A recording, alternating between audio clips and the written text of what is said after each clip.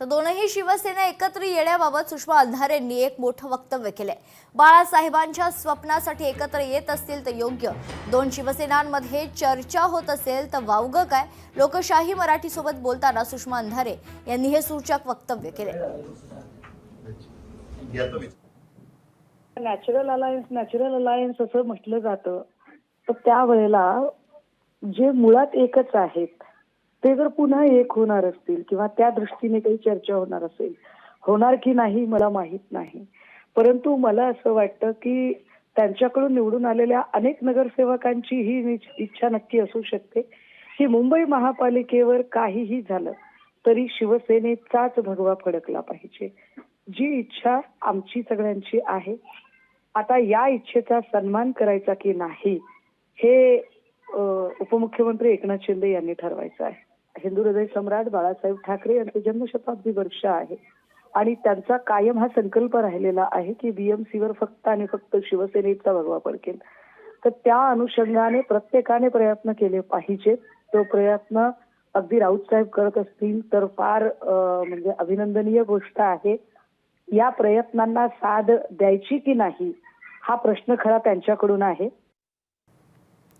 दरम्यान आमदार निलेश राणेंनी राऊतांवर खोचक टीका केली। नगरसेवक कधी फुटतील हे राऊतांना समजणारही नाही।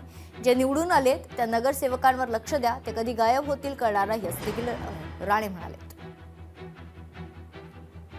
संजय राऊत साहेबांना कदाचित त्यांचेच नगरसेवक कधी फुटतील हे कळणार सुद्धा नाही, म्हणून स्वतःच्या नगरसेवकांवर त्यांनी अगोदर लक्ष द्यावं। जे काय आलेत चुकून निवडून त्यांच्या पक्षातून आणि सन्मान्य राजसाहेबांच्या पक्षातून, त्यांचे तर 6 आलेत, ते कधी गायब होतील कळणार नाही। 2024च्या निवडणुकीमध्ये कुठली शिवसेना डुप्लिकेट आहे हे महाराष्ट्राच्या जनतेने दाखवलेलं आहे। किती जरी हातपाय मारले तरी उभाटाचे, मनसेनेचे महापौर आता होणार नाहीत। मुंबईकरांनी डुप्लिकेट ठाकरेंना बाजूला ठेवलेलं आहे। आमचं म्हणणं आहे ठाकरेच डुप्लिकेट आहेत, मग त्यांच्याकडे जी सेना राहिली ती डुप्लिकेट आहे। ओरिजिनल फक्त बाळासाहेब ठाकरे।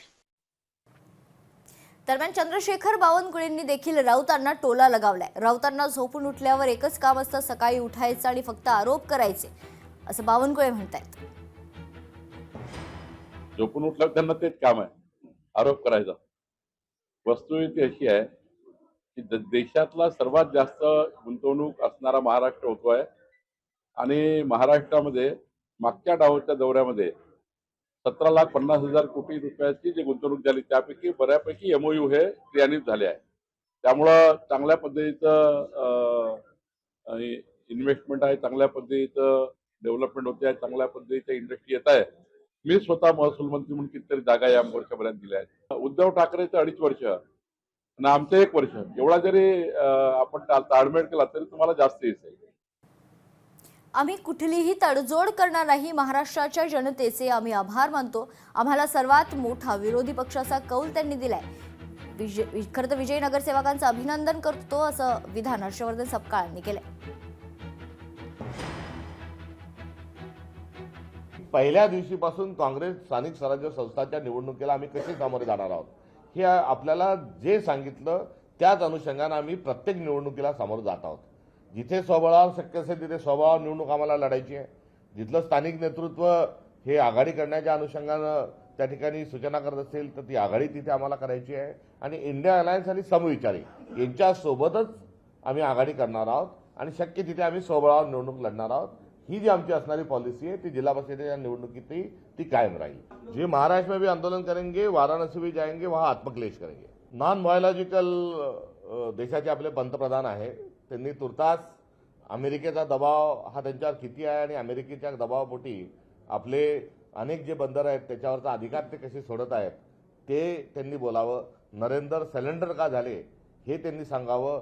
सिंदूर ऑपरेशन जिंकता जिंकता आपलं सैन्य वापस का घेतलं ते त्यांनी बोलावं आणि तुर्तास काँग्रेसच्या संदर्भामध्ये कुठलंही वाक्य विधान करण्याच्या ऐवजी महाराष्ट्र भूषण आणि महाराष्ट्राची कन्या आणि महाराष्ट्राचं आमचं दैवत असणाऱ्या अहिल्याबाई होळकरांचा त्या ठिकाणच्या स्मृतीवरून आपण बुलडोजर का चालवलं याचं उत्तर नरेंद्र मोदींनी द्यावं।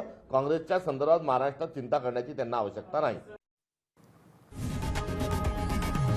लोकशाही मराठी ऐका, पहा, जागरूक रहा.